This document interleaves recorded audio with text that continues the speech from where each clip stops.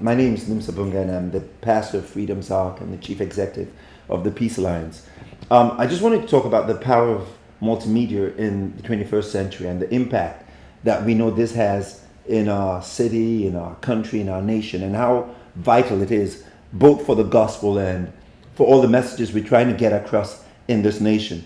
I think quite candidly about what happened whilst I was on the streets in Tottenham in 2011 with the riots. And it didn't start off as a riot, as most of you know, but having been a pastor for a good number of years and hearing that there was a need in our community, I went out on the high street, and there was a TV camera that came over to capture folks making a protest about the death of Mark Duggan. Talking with his partner, I realized there were great issues to be addressed, but nobody anticipated that we would end up with what we saw in London, in so many other urban cities across our country. But I think that the media played a massive role, both the social network media and the TV crews that came from all over, really. And in one sense, whilst the looting was going on in some parts of our city, other people were looking at that and saying, I can do that. And so TV, whilst it was used to inform our nation of the ills of what was going on in our society, it was also giving an opportunity for bad news to get spread. Now let's shift this. Let's kind of look at how we can use this for good news. Here's an opportunity working with, dare I say, the Sanctuary Studios and others to try to get the great news about Christ, the great news about peace. The Bible says, seek the peace of the city for which it's caused us to be held. And how do we seek the peace of the city? Well, God's using technology to get the message of Christ out there.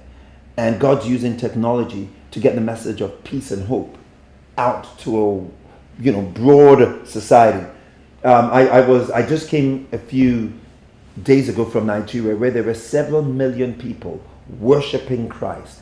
And not only were they just worshiping Christ, but just seeing the sea of heads. That message was, that whole experience was beamed over to Australia, America, and people were sending in testimonies of what God was doing. Now, as a pastor in a church in Tottenham, I found out that whilst I was speaking to CNN, whilst I was speaking to BBC, people were hearing my thoughts from all over the world.